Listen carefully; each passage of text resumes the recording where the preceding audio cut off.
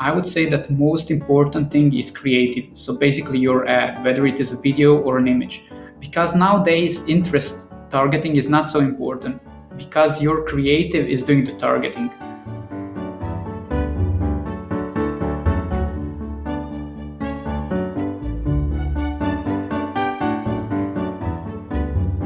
Welcome to the e-commerce podcast with me, your host, Matt Edmondson. The e-commerce podcast is all about helping you deliver e-commerce wow. And to help us do just that, I am chatting with today's special guest, Marin from Inspire Agency, about how to maximize the efficiency of Facebook ads for your business. Oh yes, we are touching on to all things Facebook ads, but before Marin and I dive into our conversation, I'd like to share with you my podcast pick. Oh yes, get that right, is a previous episode or two that I think you're going to enjoy. Based on today's topic, why not check out the How Social Selling Can Help Grow Your Business with Tim Hughes. Tim is such a legend. Do check that out. And the beautiful and talented Lauren Schwartz. Check out her episode we recorded called Creative That Drives the Click-Through. Yes, you can pick up both of my podcast picks and our entire podcast archive for that. It's all for free on our website, ecommercepodcast.net. Plus, if you sign up to our newsletter while you're there, we will send you links to our podcast picks, along with the notes and links from today's show with Marin, all delivered straight to your inbox at no cost to you. Just want to emphasize that. Oh yeah, pretty amazing, right? Now, let's talk about today's show sponsor. Are you struggling to grow your e-commerce business? Do you feel like you're constantly spinning your wheels trying to figure out what to focus on next? Well, I have been there many times, let me tell you, and I know how frustrating it can be. And that's why I'm super excited that the e-commerce cohort sponsors this show. E-commerce cohort helps e-commerce businesses like yours to deliver exceptional customer experiences that drive results. And to help you get started, super excited to announce a brand new free resource that you can access called eCommerce Cycles. It's a mini course which walks you through the proven framework that I use for building a successful e-commerce business. We walk you through the specific steps to take in your own e-commerce company so you can put all of these concepts into practice in your own business. And the good news is, just like sign up for the newsletter. It's all free. Yes, it is. You can sign up for free at ecommercecycles.com. In fact, you don't even have to sign up. You just access it. It's right there. No email address is required either. So head over to ecommercecycles.com and get access to this free training and get started today, because it's time to start delivering e-commerce wow to your customers with the help of e-commerce cohort. Okay, now let's talk about today's guest. For the past 7 years, Marin has gone from freelance contractor to head of performance at Inspire Agency. He leads a boutique agency working with a handful of selected clients while providing services for paid social.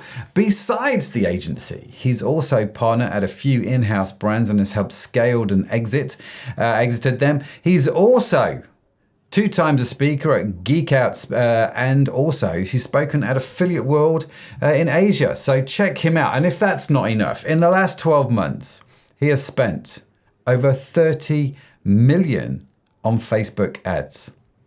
That, in anybody's language, is a shed full of money. Oh yes, it is. And he's going to be sharing some of his go-to Facebook ad strategies and learnings, as well as some additional tips and tricks to help you do just that. Marin, what a legend. Thanks for being on the show. Great to have you. How are we doing?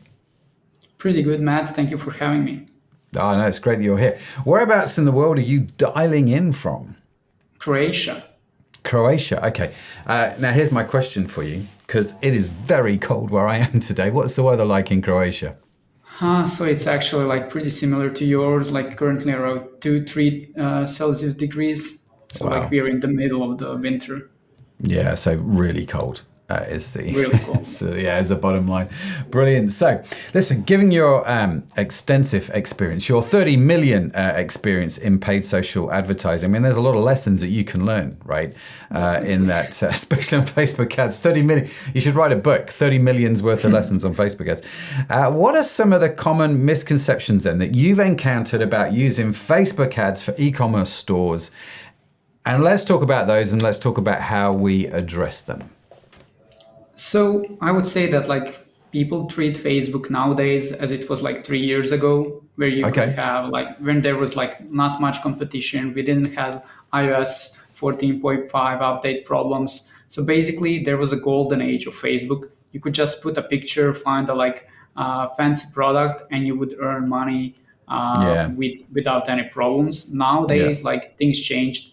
You need a lot more understanding of your messaging, a lot more understanding of your creatives, how to kind of like pull the levers inside the ad accounts, what moves the needle.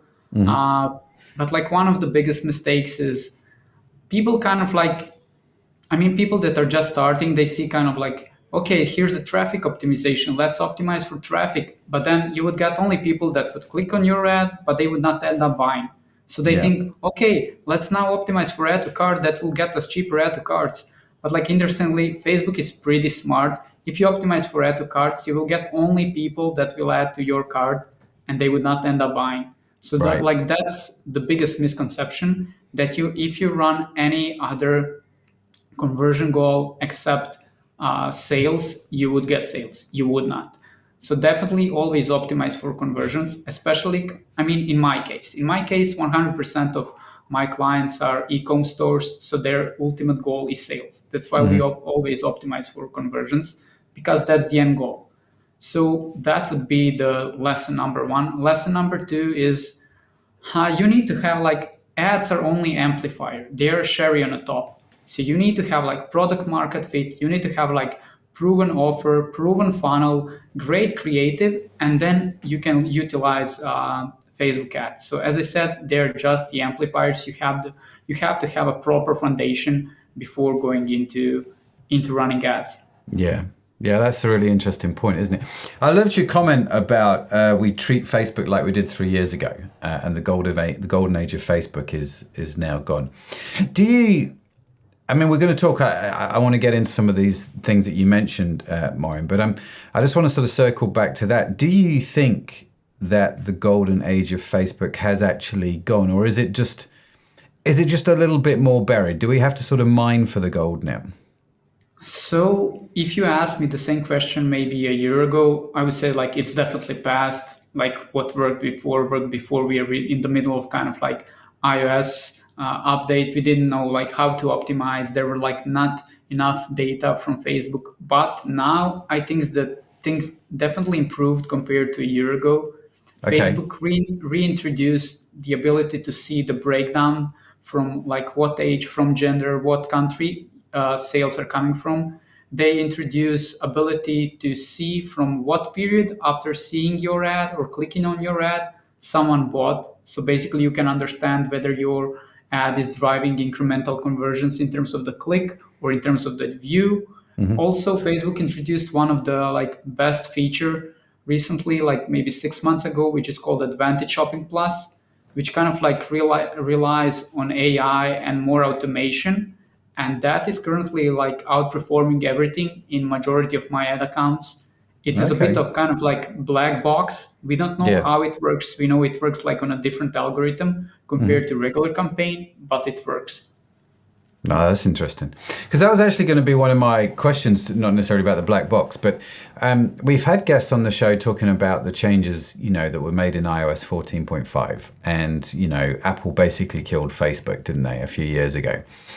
And we've heard people sort of talk about that and some of the things that you can do in the meantime. But I guess one of my questions was going to be, how has Facebook responded to those changes? Because the way I've heard people talk about it in the past, it's almost like Facebook just sort of went, oh yeah, we're dead now. Apple's killed us. That's it. I will run a full page ad and hopefully that will make everything all right. But I can't believe for 1 minute that's all Facebook have done. So what sort of things have they done? You've mentioned a few practical things there, but what is there anything else that Facebook has done to sort of resurrect their ad platform that we should be aware of, that is really, taking it forward for the next year or two, and we should pay attention to?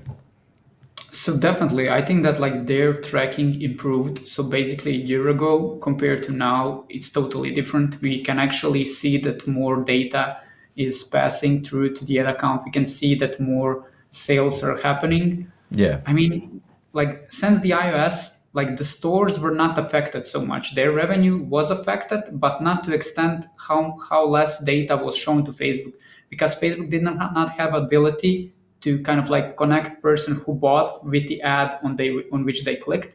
So that was kind of like a big mistake. They introduced some of the steps like aggregated event measurement, which kind of like gives you a data with a bit of delay. They launched some of the new campaign or like features, like I've mentioned with Advantage Shopping Plus. They launched some of the new objective like website and shop instead of just website. So basically, you can buy right away on the platform, like just browsing through the Instagram. You see product, you click, you go to the shop on Instagram, and then you buy there. You don't have to go to the website because it's Yeah. happening on platform. Facebook has that data. And as I said, like a year ago, I was like super pessimistic, but to be honest, now I'm kind of like way more optimistic because Facebook is still the most robust system. It still has the most data. It's still most reliable. People are spending still most money there. People with the buying power that are your potential customers are still spending most of time there. So I think like as I said, like I'm optimistic. I don't think it's kind of like bad as it was a year ago. Yeah, that's quite nice to hear. Actually, it's quite refreshing, that actually this thing can improve. It's nice to be slightly optimistic, and I'm sure that Facebook will be pleased that we're saying that on the e-commerce podcast. So what's your approach, Marin? I mean, you've spent 30 million on Facebook ads. Like I said, that's a shed load of cash, right? So you've obviously learned a few things by doing that. So what's your approach then to creating successful Facebook ads, a successful Facebook ad campaign for an e-commerce store? What are some of the key elements that I need to think about? You've mentioned optimization for conversion, but what sort of other things should I be thinking about now? So as I said, like product is the most important thing. We comes down like where there's already proven product market fit, and we are just there to kind of like to scale it. Obviously, you need to have like a good offer. So let's say if you're running like 50% sale offer, it's better to frame it buy one get one, and Yeah. like in 90% of the cases, it would get more sales than when you say 50% off. So like those are kind of like some psychological tricks, marketing tricks that you need to incorporate in your advertising. In terms of the like Facebook, I would say that most important thing is creative. So basically your ad, whether it is a video or an image, because nowadays interest targeting is not so important because your creative is doing the targeting. So let's say Right. if you have a same image with a different messaging, it would attract two completely different sort of people. So basically trying to understand what's kind of like an ideal messaging that would hit most of the people, that would enable you to scale, and also give like kind of like achieve your target results. So basically, it all comes down to the messaging, to your research, why people bought from you, what was kind of like potential issue they have. Because you can have like maybe collagen product that helps with I don't know better skin, but then you find out that like a lot more people bought product because they had issues with their hair. So your messaging then switches completely to the hair because a lot more people are resonating with that product. So when you find the angle that's working, like that kind of like amplifies everything. You incorporate that in your messaging, you incorporate that in your video, you incorporate that in your landing page. So basically all is focused to that. Also, it's crucial to kind of like reach people with a different level of awareness and sophistication. So basically, if you're talking about the benefits of your product to someone who doesn't even know it has a problem, like it wouldn't do well. So Yeah. basically, you have different levels of sophistication and awareness. So basically, first you want to kind of like maybe get people to qualify. Let's say, do you have a problem with I don't know bad skin? like if someone is like in that age group, he's gonna say, oh yeah, that's me, I'm gonna like continue to watch the video. So basically then you kind of like hit a pain point, you agitate it, then you present the solution. Then like in the later stage, someone is kind of like familiar that he has a problem, so you're going to present some of the benefits that your product has. If he doesn't buy after all, at the end you're going to like maybe kind of like show some other cases of people that try the product, so basically showcase a social proof, emphasize your offer that it is kind of like maybe 30-day money back guarantee. So basically based on the different level your people in your funnel are, you have to approach them with a different messaging. So one, thank you. There's a lot there. Let's sort of dig into some of those. So let me circle back to the beginning. You talked about the product market fit. So Facebook ads works very well if there's proven demand for an existing. If you know this product's going to sell and sell well, you can use Facebook ads to amplify that. And you talked about having the right funnel, for example. So you've got a good product, you've got a good funnel that you're sending to, and obviously good ad creatives, and those things sort of work together. What would happen if you're just starting out, or if you've got a product which you know is a new product? So you go back to the collagen example. I create a new version of collagen, for example. So I don't know necessarily about product market fit. I know that collagen kind of sells, but I don't know specifically about this product. I guess Facebook ads, can I make Facebook ads work if I don't know that there's a proven market fit? And if so, how would I go about doing that? So I would say that like it would be very hard. Your product needs to have like unique identifier compared to the other products. So it needs to have, like, I don't know, maybe a better taste, maybe more percentage of collagen, something that you can base your messaging. Because without that, your product is just same as all the others on the market. Yeah. So basically, you need to differentiate your product in some way that is better than the competitors. That's kind of like a proven business model. A lot of people just find the like cheap stuff on AliExpress. They make one change that's way better than the other, and they make a business out of that. So that would be a first step.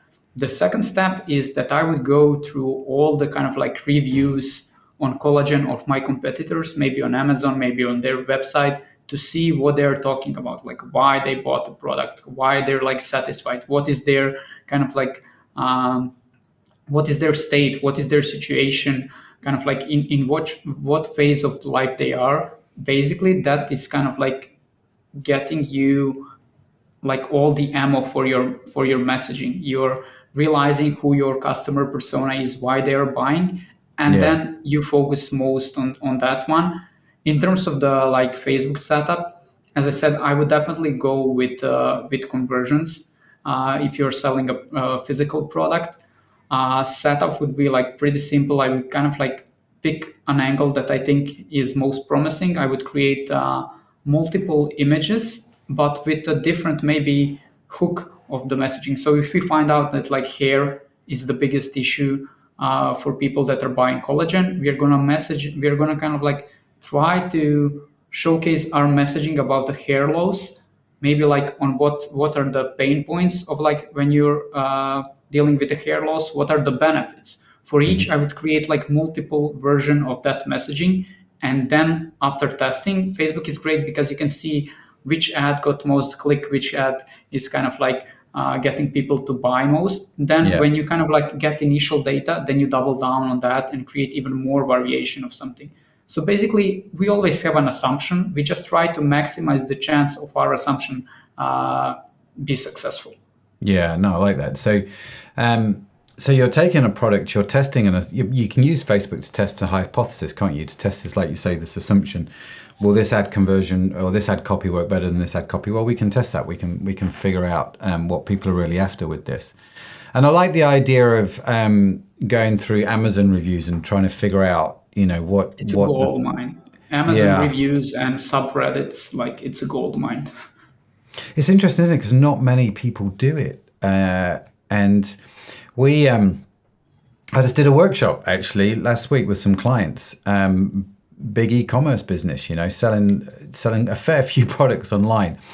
And in the first workshop, I'm like, well, let's just go through the Amazon reviews and see what people are saying. And it's just like, well, we never thought about this. And it's a really interesting thing to do. And we had Max Sinclair on the podcast from eContent, and he was sort of explaining how you can use Chat GPT now to even do it all for you, right? To go through the reviews and tell you the information. The lazy man's version of going through Amazon reviews to get Chat GPT to do it. So you talked about creative, right? So you've got your proven product, and we've tested that. We understand that, and then you've talked about creative. One of the things that you mentioned was in your creative, you've got to have a sort of, I think the phrase you used was a unique identifier, something that makes it stand out and is different from everybody else out there. When you talk about those differences, do they have to be, what's the right phrase here, Marin? Do they have to be big differences, or can they just be really tiny differences? I just have to emphasize them because maybe my product is super similar, but I can tell you that it's maybe different packaging or slightly different flavor, but is that enough? So it needs to either save you money, save your time, or like make you get to the end goal like in a shorter time. Let's say you have let's say LED light face mask that kind of like takes 10 minutes a day to get like treatment to get your face like without acne. So one, it could be cheaper than competitors. Two, that kind of like saves you money, saves you time. Like let's say competitors like mask takes 10 minutes, but your mask takes 5 minutes for a treatment. That saves you time. The third one, it gets you kind of like, it's more effective. So basically maybe a wavelength of your LED lights is lot wider. So basically you penetrate the skin more powerful. So those are like three different like features of your product that gets you edge on the market above all the other competition. Obviously you can combine all three and create a premium product. Then it just depends like whether it's kind of like doable, but definitely it needs to kind of like either saves you time, saves you money, gets to the end goal quicker, or kind of like, I would say those three are kind of like the most important. Obviously just like a different packaging would not do the trick. So it needs to be something tangible. Yeah, no, fair enough. So having this unique identifier, having a USP and marketing that aspect with those three areas that you mentioned is quite critical then for Facebook, isn't it? It helps you stand out. I like to use the phrase beige, as in I don't want to be beige. I don't want to sort of blend in with everybody else. So that then brings us nicely to creative. So I understand what my different differentiators are, right? How I'm going to stand out from the competition. So how do I go about creating compelling creative? I've just heard that back in my head. Creating compelling creative. That's well said. So basically, there are multiple styles of creative that we know are usually working the best. So I would say that the most important one currently that is working across majority of the ad account is UGC, user-generated content. Yeah. So like it also depends to who do you advertise. Like if you advertise to like, I don't know, boomers, then that info commercial style like we see on TV is going to work better. But if you advertise to Gen Z, then like that TikTok style with the fast-paced editing is going to work better. In terms of the style of the creative, like I like to stick like maybe to 3, 4 that are main one that are kind of like working the best. Those are combined with the UGC. So like one would be product demonstration video in which you case like what's your product, how does it work, like what it does, how it can help you. The other would be like a testimonial review, which is kind of like a genuine review of a person that already tried the product. The third one would be potentially unboxing video that you kind of like imagine yourself when you're unboxing the product, like how happy would you be, and like to get that genuine reaction. One can be like emphasizing the offer if you have some discount or stuff like that. Yeah. But I would say like sometimes you can combine all those three. What is important is that you showcase that unique mechanism somewhere in the video.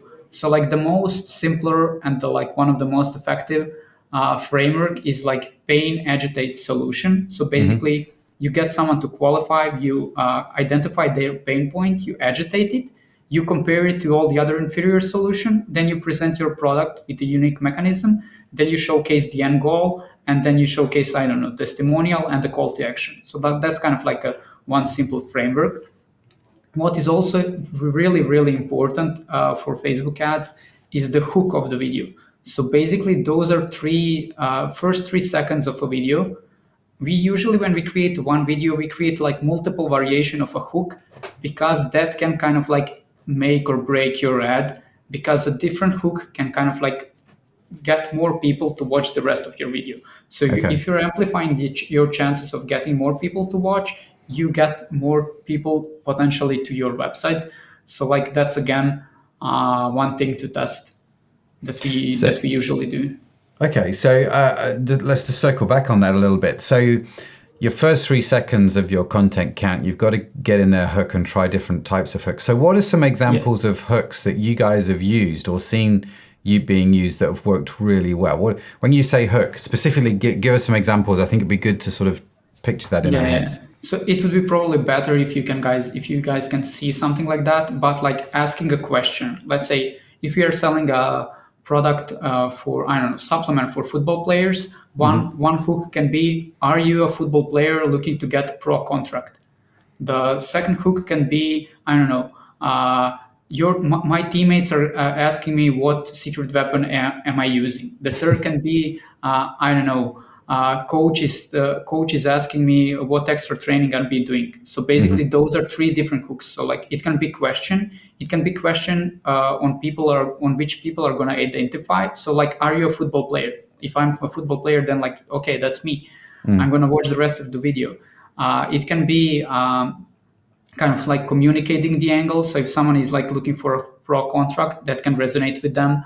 One can be kind of like a pattern interrupt. So basically, instead of going in a like regular timeline of the video, you can take one of the scene from the middle of the video, which kind of like, I don't know, person that scores a goal. So like at the end, like you're okay, what's happening here? It's not regular part of the video.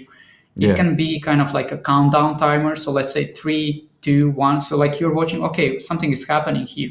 It can be something that's kind of like oddly satisfying. That again kind of like works because of the TikTok, which introduced that trend. So people like patterns, people like orders. So like they're watching that kind of like oddly satisfying shot. It can be something gross, something completely weird. So basically, I don't know, showcasing some, I don't know, if person has like fungus on their feet, so like basically showcasing that, people are kind of, okay, what's that? And they are kind of like inclined to watch the rest of the video. Or like maybe cheese or like some rotten food if you're selling some food products. So basically you want to get their attention, no matter if it's not kind of like directly correlated to the video. It needs to be correlated in some sense, because potentially you're going to address that rotten food later in your video as a part of your marketing angle. But those are kind of like the most important one: asking the question, pattern interrupt, countdown timers, communicating the angle, so stuff like that. Yeah. No, I like that. That's great. There's lots of examples there. And I love the simplicity of asking a question, an arresting question that's sort of... because I tend to find, Marin, how true this is, I don't know, but I was always sort of led to believe that whenever you ask a question, everybody actually answers it, even if it's subconsciously. You're sort of getting that buy-in. So are you a footballer would be an interesting question. And different people would say yes or no. Do you know what I mean? But everybody would answer that question. And so you're using hooks then in the sort of the first 3 seconds. You've got the videos or your user-generated content. When it comes to user-generated content, actually, there's a good question. How do you give direction? So, for example, using this idea of a hook in the first 3 seconds, is that something that you would add on to a user-generated video, or is that something that you tell the person doing the user-generated content that you want them to add, for example? Yeah, so basically they get a script, like each each user that films the content, he gets a script. Like, I don't know, you get like 3 hooks and the rest of the same. So basically, you're gonna film yourself how you are putting the supplement in a shaker, how are you shaking it, like how are you drinking, like what are the benefits of using the product there, like maybe you tried some other products but they did not work. So basically they create a script, they film everything raw, and they send us a raw file, and then we edit it in house to kind of like get that full video. When we get the full video, we just attach 3 different hooks. So basically, out of one video, we have 3 variations. Then we Yeah. test, and based on the data, we see, okay, which makes sense. Let's say if I don't know, uh, your coach is kind of like asking you if you're getting some extra work, then we're going to double down on that and create more variation of that. Maybe create a whole video based on that hook, because that's what most people are resonating with. Okay.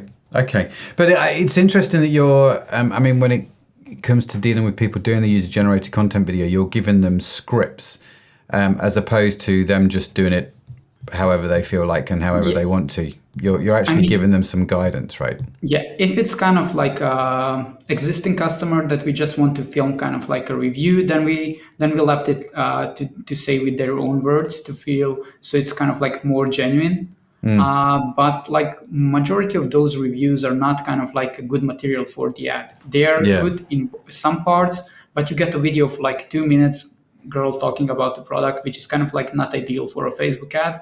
That's Yeah. why we want to kind of like have fast-paced editing for the product, like showcase all the important elements, like I said, hook, uh, agitate the problem, present a solution, unique mechanism. So like when you frame that video in a multiple sequences, then you know it kind of like it's a proven framework compared to some random girl just talking about the product. Obviously, it can work, but when we are dealing with the content creators, then we like usually give them scripts. They don't have to like follow it to T, but this has to be like part of their Yeah. materials they film. So where's I'm just thinking people listening to the show, they'll be like, well, this is great. User generated content is a popular thing. I mean, full disclosure, we're using user generated content now in our own ecom businesses. So I'm intrigued. My ears are perking up. Where do you go to find people that can create the UGC for you? Where's sort of 2 or 3 good places to look from your experience? So in majority of the cases, we work with creative agencies that already have a network of UGC creators. So when you reach out to an agency, they have like a list of, I don't know, over 100 people that they work with. You can see their portfolio, things they filmed. You can kind of like pick based on age and gender and like some demographics from which country they are, because accent is sometimes pretty important. And then you check their works, then you select, okay, I want this person. Then they create a script and you get kind of like the full video. If you want to do it on your own, you can reach people on Instagram. You can find people with just like UGC creator like tag on Twitter. You can kind of like use some of the native platforms that people have, like TikTok creator marketplace, when you actually also put some filters and you get list of people that are into kind of like creating UGC concepts. Some people are kind of like living out of that. So like you have also some platforms where you can kind of like create a script and get kind of like also pick among a lot of people, like who your content creator you want to be, let's say below or stuff like that. You have a lot of influencers agencies that are working with the kind of like people in the space that can film you content. Yeah. So basically, there's a lot of opportunity to find a UGC because it's booming at the moment. Yeah, it's a booming industry, isn't it? What? Maybe this is the wrong question, Marin, but what sort of budget do I need to have in my head for UGC creation? So like it can go like if you're searching on your own, it can go like just from gifting a free product up to like 5K per video. So there's definitely no kind of there's no kind of like minimum and maximum. It also depends whether you want a content creator to post your video on their profile, on their kind of like Instagram channel to amplify the chance like of more people seeing that video, or whether you want them just like to film and to like send the raw files to you, and then you're going to edit it depending what you want. Like we in paid social, we majority want people to shoot the content and send it to us. We don't care whether they will post it or not. We are going to Sure. test all the content in the ads. People that are relying on influencer strategy, they want influencer to post to get the exposure for the brand. So it's totally depending on your strategy. Okay, that's interesting, isn't it? So what does a typical company spend? I mean, I don't want to spend £5,000 on one specific influencer. I don't think I do. But what's a typical sort of monthly budget then? I'm just pulling figures out the air here, Marin, just to give some sort of context. I think for people, does $1,000 a month work? Do I need $2,000 a month? What do you think? So for a content creator or for like influencer campaign kind of like. Yeah, just for someone to create these videos that I can use in the Facebook ad where they send me the raw data. So you can get like if you're gonna do it on your own, I think you can find like people on Instagram that gonna film you kind of like content for like, I don't know, $200. Mm-hmm. Yeah. So it's not actually that expensive, and the barriers to entry aren't high. You can actually get started with it. You don't need to go you would have to like find, I don't know, 20 people out of 20, 10 will respond. Out of 10, like 5 would not kind of like be interested. Out of 5 that reply, like 2 are going to be like too expensive. Like you're going to end up working with 1. So it's kind of like, if you want the content, it's better. If you have a budget and you want the content, it's better go to the agency. If not, there's some platforms online that you can kind of like get video for, I don't know, $60-$70, and it's easier because they already have a list. You just put your brief and kind of like they handle everything, because it's super time consuming to find someone, and like you don't know whether they're good in front of camera, what kind of like content they deliver, like whether they're gonna like film you different hooks or not. So it really depends. Yeah, no, okay, fair enough. It is, like you say, time consuming and complex. So let's get back then. So we've got our creative, we've got some good user generated content creative, right? We've got a proven product, and we're sending them to a specific funnel on our webpage. So that's all optimized for the product that we're selling and related to the offer that we're advertising. And so the whole thing's complete. Have you... I'm really curious, because obviously you've done this a lot, right? Have you got any sort of stories that you can share, maybe without mentioning client names, I don't want to put you in a tricky spot, where things have gone well, or where things have, on the other hand, have gone incredibly complicated all of a sudden? I'm kind of curious what sort of story gems you have. Yeah, so like there are definitely some kind of like best cases when you get to the fact where, like, I don't know, client is already spending 2-3K a day, and you just got there and you just amplify the budget because you know how to optimize better, how to maximize the efficiency, and you get them like within a month you get them to over 10K a day in spend. Then obviously, if you're responsible only for the marketing, you don't know what's happening kind of like in the back end. Do they have enough stock? Are their margins good enough? Like what's happening? So basically one time we kind of like scaled one store, let's say to the moon, but then kind of like they kind of like, well, they didn't have stock anymore. So basically we had to turn off the ads for a month. Once we kind of like turn back the ads on, like we never get to the level before, not in terms of the spend, not in terms of the efficiency. So that was kind of like probably one of the biggest horror story that could be a potentially like huge success, because like one month is kind of like pretty much you can get like a lot of competitors, especially if you're kind of like having a unique product, you're first on the market, and then you get like a lot of copycats that are creating inferior products that they can sell for cheaper. So basically they take chunk of your market. All the customers do not know that their product is inferior. Yeah, no, fair play. I was laughing when you talked about the client that had all the stock run out, because that's been me in the past.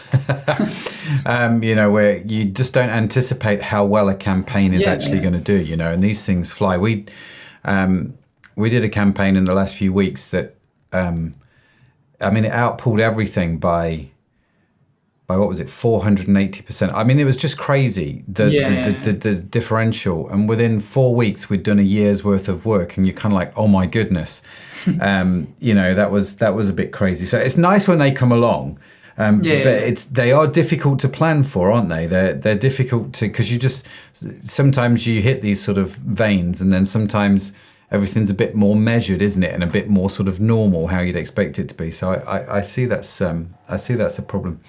Where do you go, Marin? If you, I mean, you personally, where do you go to sort of stay up to date with all the latest trends and whatever's changing in Facebook? If I wanted to sort of try and stay up with it and find the latest news and understandings, what sort of places do you hang out in that sort of feeds that information to you? So in terms of like e-commerce and like media buying in this like DTC space, I'm kind of like there are two places like listening to podcasts, Hmm. and the other is Twitter DTC community, which is amazing, which is kind of like Yeah. I think light years ahead of Facebook communities and like Hmm. LinkedIn. So basically, that Twitter DTC community is amazing. You get like people that are testing a lot of stuff. You get agency owner. Have like a lot of brand owners that are sharing. I think the value there is amazing. So definitely, whoever is in DTC space and has its own store and wants to grow it, or is into media buying, definitely needs to be on Twitter. Yeah, yeah. Are there any specific hashtags that you sort of connect with? Not really hashtags. They are kind of like just people into space. You kind of like when you start following like 10, 5, 10 of them, you will see a lot more that are constantly posting, providing the value. Uh, I'm one of those. Like I just started on Twitter. Like so far, I was just like lurking the content until like past few months ago. But then I started posting, Mm, and like you get a lot of leads there, you get a lot of connections, mm. kind of like interesting people that are doing similar, people that reach out to you for advice, you get reach out to other people, you are sharing experience, what's working for you. So basically I cannot recommend DTC Twitter enough. Yeah, yeah. Have a look. Have a look. And you prefer that to LinkedIn? Did you say? Yeah, definitely. I think that like LinkedIn is kind of like couple of months uh, behind the Twitter in terms of like what's happening and what's kind of like trending, what's actual. I don't know anybody from like this like DTC that is kind of like sharing constantly on Twitter, on LinkedIn. They are, but I think that they're just kind of like repurposing stuff from Twitter. Yeah. Similar to kind of like IG Reels. People are creating content for TikTok, but then they just repurpose it for IG Reels. Yeah, no, fair enough. Fair enough. I like you, I've just sort of recently got back into Twitter a little bit. I think Elon Musk taking it over has sort of resurrected it in my thinking. Yeah, definitely. And you kind of, I must look at Twitter again. So you're a Facebook ads agency. If somebody's listening to the show and they're looking for a Facebook ads agency, what are some of the things that they should think about, some of the top tips for getting the most out of your ads agency? I mean, you've obviously worked with a lot of clients. What makes a really good client from your point of view, that is just going to help people get the most out of their agency? So in terms of kind of like what we look from our clients, as I mentioned like several times, if they already have a pro market fit, if they're spending at least 1K a day on Mm-hmm. Facebook ads, because that's where we are the strongest, we can get like most data, we have experience scaling the brands. In terms of like if one client wants to hire a potential agency, not necessarily ours, I would definitely kind of like ask for an agency to kind of like showcase some kind of like case study of proof of competence after the iOS, Mm-hmm. because that's crucial. I would potentially ask them to kind of like get connected with one of their existing clients to kind of like get testimonial or referral fee. I would also ask like what are kind of like specific deliverables the agency is going to do. Mm-hmm. Are they kind of like in terms of the optimization, ads creation, reports, weekly calls, like Slack communication, stuff like that? And basically, what happens if the results are not there? Yeah. Because the last thing you want to do is kind of like commit someone to a 3 month period, and then like after a month, you see that your results are worse than when you did that in house. Yeah, no, fair enough. And I mean, I guess coming back to that point, if someone comes if someone's going to sign up with an agency, what's a good bedding in period? I mean, people want to see results tomorrow. I always think that's probably slightly unrealistic. So Yeah, what's a sort of a good bedding in period that people should have in mind? Do you need to give an agency sort of 3 to 6 months? Is it a few weeks? Whereabouts on the spectrum? So I think like after a few weeks, you can see how like the performance and the optimization is there. If someone is like in the ad account only once a week, that's an immediate red flag. If they are not responding to your messages, that's another red flag. So basically, I would kind of like value what's the communication? Do they have a roadmap? What they plan to do and how they plan to execute? Maybe they have like plan, but you're not there to support their goals because you cannot maybe provide the creatives, or your product is out of stock, or you don't have like capacity to test some things on your landing page on your website. Then it's on you. Then it's not maybe an agency, because agency is not a wizard. They cannot just like do this and kind of like fix your traffic. I mean, they can fix your traffic problem, but they potentially cannot fix your conversion rate problem. Definitely to get some traction with results, as I said, like after like 2-3 weeks, you can see in the ad account how often they are changing, how often they are testing. Like maybe results are not there, but they're trying, they're testing, they're gonna hit something soon.